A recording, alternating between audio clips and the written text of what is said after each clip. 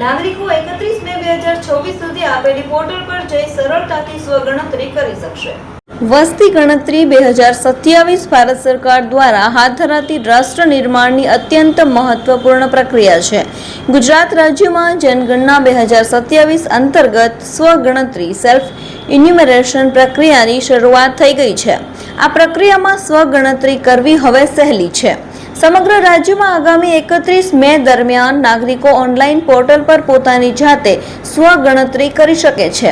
આ અંગે નાગરિકોને રાષ્ટ્રહિતના સ્વગણતરી પ્રક્રિયામાં જોડવા માટે અપીલ કરતા નિવાસી અધિક કલેક્ટર દિલીપસિંહ ગોહિલે જણાવ્યું હતું કે વસ્તી ગણતરીમાંથી પ્રાપ્ત માહિતીનો ઉપયોગ વિવિધ જનહિતલક્ષી યોજનાઓના આયોજન, અમલીકરણ અને વિકાસ કાર્યોને વધુ અસરકારક બનાવવા માટે કરવામાં આવે છે।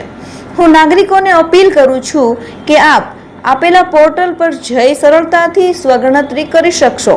આપના દ્વારા આપવામાં આવતી માહિતી સંપૂર્ણપણે ગોપનીય અને સુરક્ષિત રહેશે।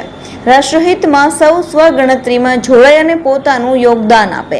ગણતરી કરવા અંગે કોઈ પણ મૂંઝવણ કે મુશ્કેલી અનુભવો તો ટોલ ફ્રી નંબર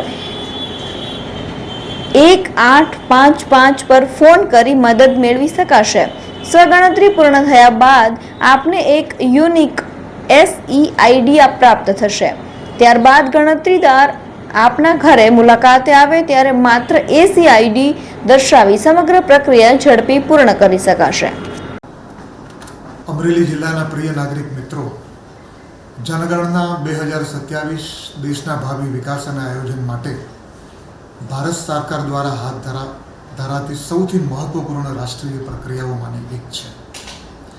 વસ્તી ગણતરીમાંથી પ્રાપ્ત માહિતીનો ઉપયોગ સરકાર દ્વારા નીતિ નિર્માણ, વિકાસ યોજનાઓ, સંસાધનોના યોગ્ય વિતરણ, આરોગ્ય, શિક્ષણ, આવાસ, રોજગાર, પરિવહન તેમજ વિવિધ જનકલ્યાણકારી યોજનાઓના અસરકારક અમલીકરણ માટે કરવામાં આવે છે।